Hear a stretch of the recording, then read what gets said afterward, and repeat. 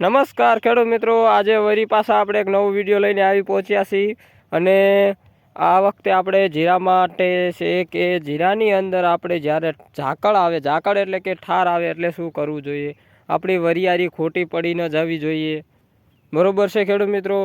તો ખેડૂત મિત્રો, આજે આપણે વરી પાછો જીરા માટે એક વિડીયો લઈને આવી પહોંચ્યા છે, આપણો દાણો ભરપૂર પાકનો થાય એટલા માટે। તો ખેડૂત મિત્રો, આપણી પાસે બે દવા છે અને સસ્તી અને સારી છે, કંઈ ટેન્શન લેવાનું થતું જ નથી અને આ વખતે ઉત્પાદન ભરપૂર લઈ લેવાનું થાય છે, ભાવ સારા છે જીરાના એટલા માટે।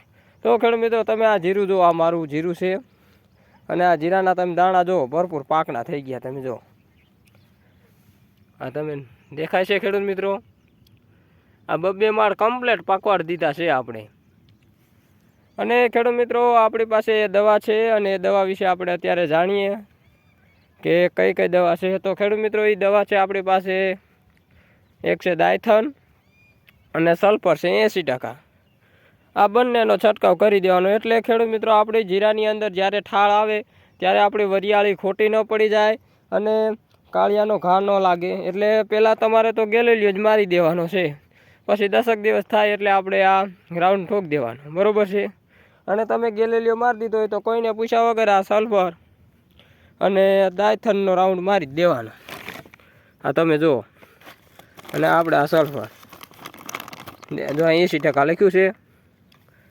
તો આટલું કામ કરશો એટલે તમારે 100% જીરાની અંદર ઝાકળ હશે તો આપણી વરિયાળી ખોટી પડશે નહીં। તમે આ જુઓ, આ દાણો કેવો થાય તમે જુઓ ખેડૂત મિત્રો, ભરપૂર પાકનો થાય છે ને ખેડૂત મિત્રો। તો આવા જ દાણો તમારા પકવાડા માટે આપણી ચેનલમાં બધાય ટોટલ વિડીયો જીરાના મૂકેલા છે, તે આપણે તમે જોઈ શકો છો। અને આ તમે જીરું જુઓ, આપણું જીરું કેવું છે।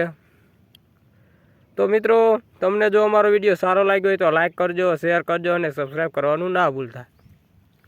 તો જય હિન્દ, જય ભારત, થેન્ક યુ મિત્રો। હવે મળીશું આપણે નવા વિડીયો સાથે।